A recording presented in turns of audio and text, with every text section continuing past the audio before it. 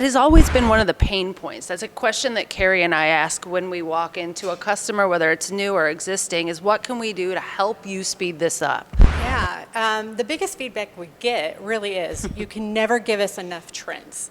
And so that's really what Sarah and I continue to work on. The bean itself is on the rise when it comes to pricing. So Carrie and I have kind of developed what we call flavor math.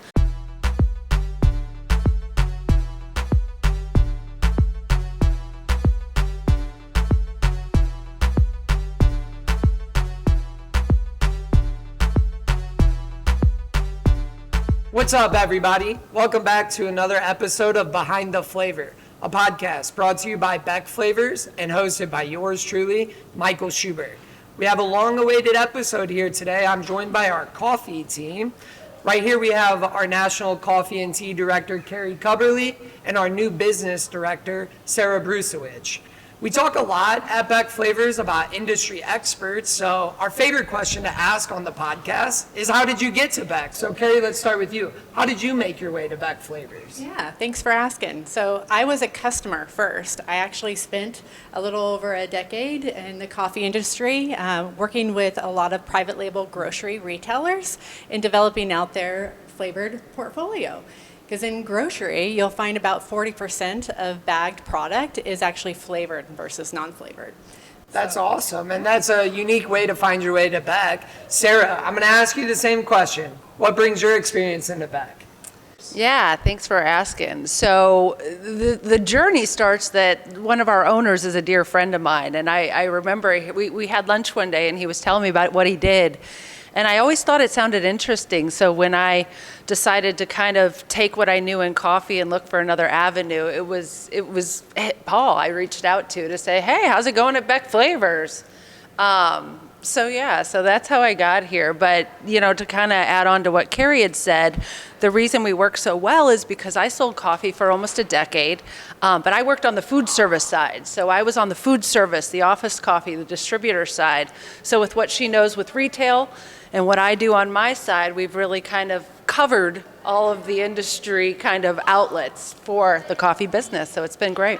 Yeah, and I love what you guys say that, how the team kind of covers all aspects of it, because when we talk about something we're very proud of here at Beck Flavors, which is pioneering flavored coffee, and if you haven't seen it yet, please go check out episode 3 with Rick Gibson, where we touch a little bit on the pioneering of flavored coffee. What better episode to have than this one right here? So let's talk about flavored coffee then, right? I know that in a lot of the industries we work in, there's tons of different ingredients that go together to make finished products. But that is not always the case in coffee, is it, Carrie? No, I mean, in coffee, really, you've got 3 major levers. You've got your coffee, you got your packaging, and you've got your flavoring. That's it. Simple as that. Yeah, so what can we do at Beck to help some customers if there's only 3 ways that they can, eliminate some costs? How do we help there? Yeah, so it's been a very challenging year in 2025 for our coffee customers. And so cost is really important. And we ultimately, our goal, as well as our customers' goal, is to get the product commercialized. And so providing price guidance when our customers are requesting new flavor samples can really help us dial in not only their actual sensory needs, but their pricing needs as well. That's awesome. And then Sarah, I wanted to talk to you too. Although they can just give us a price guidance, there is some other things we can do to help them maybe not buy the most expensive bean, but still get a good flavored coffee out of it, if I understand correctly. Yeah, one of the challenges of 2025 with the pricing structure of the coffee, green coffee in general, is sometimes customers would have to alter their blends.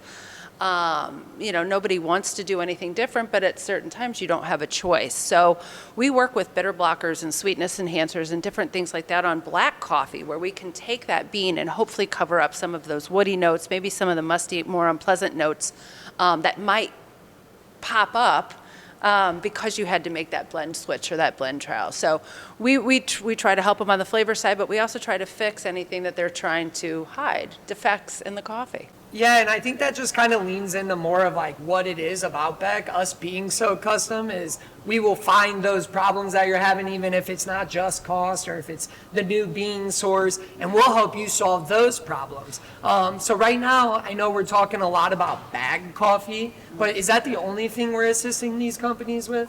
No, the coffee category has really exploded. So not only bag coffee, but single cup, ready to drink, the Gen Zs, the millennials, they're all about your iced coffee beverages. And then you can even get into the functional coffees with instant coffees and mushroom blends. Yeah, and then so you just used a pretty big buzzword there, which is mushroom blends. Sarah, can you talk a little bit more about that? What are we seeing on the mushroom front? Yeah, I mean, I think there's a couple brands out there that a lot of people are really familiar with, but there's definitely more on the way. It is an industry kind of disruptor, the mushroom coffee, it's here to stay. And if anyone's had those, they have an interesting taste, right off the bat. So people like Beck, people like Carrie and I have been really successful in helping those customers talking about what we were before, masking some of the unpleasant notes that maybe present in the blend as it is off the shelf. Yeah, I agree. And then let's talk, because we're talking, Carrie mentioned a little bit about iced coffees. What are we doing to help some of our customers in those iced coffees or cold brew type of situations? Yeah, well, we're really focused on what flavors perform well in iced coffee. So some flavors like fruit flavors, banana is really trending right now, or raspberry flavors really pop in iced coffees, but maybe underperform in hot coffee. As well as chocolates. Chocolate is just naturally a sensory note that you pick up in coffee itself, but as a hot coffee and adding chocolate notes to it, it's really hard to figure out or notice those chocolate notes come through. But in iced coffee, chocolate really pops. Yeah, and I love that you bring that up and talk about the sensory part of that, because I believe that's something else we're offering our customers is help on the sensory side with our sensory department. Please check out episode 1 with Megan Sampson. But we can help and get some intel for them to make a better business decision on that coffee side, whether it be looking at beans or different flavors that are working well in them. Absolutely. So let's talk about the last segment I'm kind of aware of. So we talked a little bit about bags, a little bit about the RTD, the cold brew. What about K-Cups? Are we helping customers with that? Are we able to help, accelerate their, sample time by maybe flavoring K-Cups or something like that for them? Yeah, that's a great point. That has always been one of the pain points. That's a question that Carrie and I ask when we walk into a customer, whether it's new or existing, is what can we do to help you speed this up? I think one of the things Carrie and I noticed on the trend side is trends are moving a lot quicker than they have been in the past. People are innovating quicker. They want that TikTok hit. They want that Snapchat hit. So one of the things we do is we bring in our customers' bases so that we can go ahead and get that flavor on their base right away before we send it out. So we still send the liquid just like, has always been done in the history of flavor. But that way they can just pop that thing in right when they're getting it, give it a yes or a no, let us know what levers we need to adjust on that flavor profile quicker. It's all about speed to market right now. Who's first? Yeah, so speed to market and dealing with those problems for them, right? We can alleviate you scheduling the time to do these demo runs if we just flavor it in-house. So we're adding that extra layer in for them. You guys have both mentioned this. We've used in that buzzword, trends, right? So can we talk about that a little bit? Carrie, what are some of the things we're seeing trend-wise in the coffee industry? Yeah, the biggest feedback we get really is you can never give us enough trends. And so that's really what Sarah and I continue to work on, is adding additional insights into what our customers are looking for. So mega trends don't really change year over year. You've got your, but they have staying power. So you've got your flavor forward flavors. You've got your nostalgic flavors. Think your dessert inspired flavors, your really indulgent flavors. And then you've got your making global local, that's just huge right now. Talk about Asian flavors. Coconut pandan is really starting to pop up all over in multiple categories. I've seen you guys putting in tons of work with it. What are you doing for customers? How are you getting that out quicker to them? How are you getting it not to be just something they're reading, but maybe something they're tasting? Yeah, that's a promise Carrie and I make as we walk out the door. We're like, here's what we promise to do for you in the next year. And we kind of jokingly say it like, but I'm like, I want things in their mouth. So we're sending out quarterly sample boxes. We're constantly, sending something that we think might fit in a scenario for them.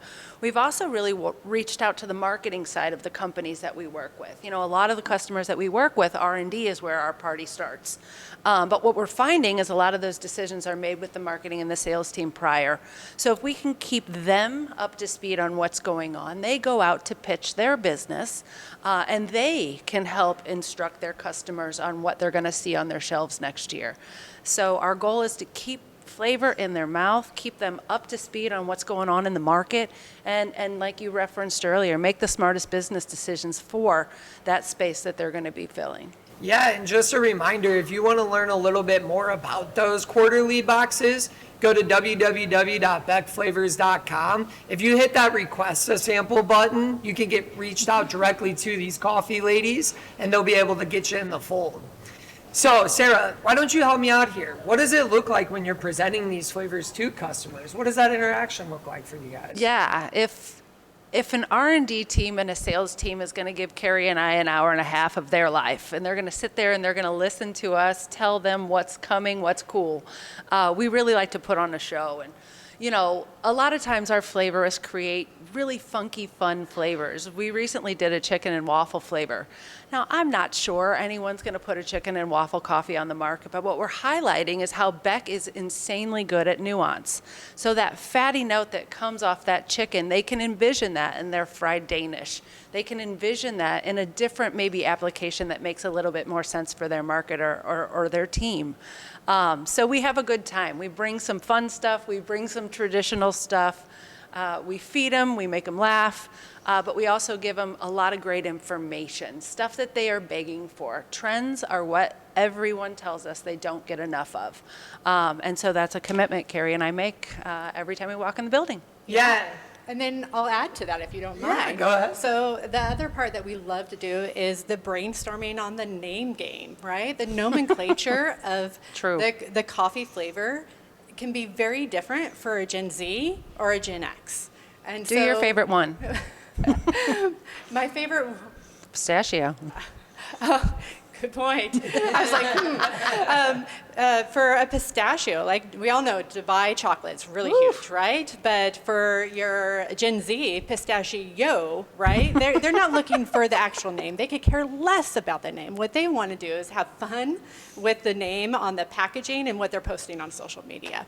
Not only are you guys helping with the nuances, like in showing them what our flavor is doing, because we all know the quality of the liquid in your cup's most important, but you're also helping even more so. This is how custom we are here at Beck, is not only are we helping you with the pricing, the liquid in the cup, but we're essentially helping it on the marketing side too, right? If you need a think tank to kind of bounce it off of, what better than you two and the flavor house who's arm deep in all this stuff every time. So no, I really love that, and I tell you, your customers are super lucky, because I'm sure I would love to be a fly on the wall in those rooms and see the way those conversations unfold for you guys. So Sarah, we talked a little bit there about how trends aren't really moving that much from year to year. So what are you guys doing to kind of help the customers not just use the same flavors over and over again?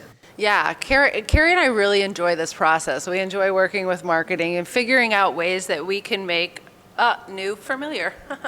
So one of the things that we're doing this year is we're getting ready to release our spring and summer boxes, as we had mentioned, and the trends will come with that. But coffee to us is a moment. It is that Folgers cup of coffee where the guy at Christmas is coming home from the army, or it is where were you when you had your first pumpkin spice latte, or any of that kind of stuff. So we enjoy the Taylor Travis Royal Wedding this year. So we really focused on how we can make our trends something old, something new, something borrowed, something blue. So we kind of turned it into a wedding box this year, just because it all works. when you see it, I can't wait for you guys to open it and enjoy it and try everything that we're doing. But it really is more about the moment. The wedding season is in spring and summer this year, as it always is. So we kind of focused on that. So we're focusing on big events. Yeah, I love that. And you're talking about the boxes, but Yeah. Carrie, we know that one of our biggest trade shows, SCA, is coming up. What are we going to be doing there for the customers? Yeah, well, first off, it's not SCA anymore. It's a World of Coffee. And so taking that and the fact that the World Cup is coming to North America, we may be throwing out a few theme ideas related to those moments. So make sure and stop by our booth and check us out and see what we've got cooking for World Cup. All right, so I know, guys, we keep talking about trends over and over, and we're talking about these big picture things, and Carrie kind of mentioned a little bit about banana, which doesn't work well in all the other areas, but seems to be popping in coffee, if you will. But can we give them any insight? What are these trends we're talking about? Can we give away a little bit? A little sneak peek? A little preview, is that what you're asking for? I Please. like it. So I had mentioned that we're trying to do something old, something new, something borrowed, and something blue. So we'll give you one from each category. All right, let's Is that start with fair? you, Carrie. Yeah, will you jump out and give me the first one? Yeah, so something old. Think vanilla butterscotch, right? Vanilla Werther's. Classic, Yeah. the Werther's butterscotch notes. I think that will definitely really hit to the nostalgic overall theme along with something old. Yeah, I love that one too. Keep me going. Take me to Flavor Town. Where's the next one? Yeah, so something new, I'm going to stick on the banana theme because it's only fair. You have to contact us if you want all of the good stuff. But banana brulee this year is going to be big. We love that word. We love the creaminess. You got a creamy banana. You got the caramel kind of topping, the sugar notes.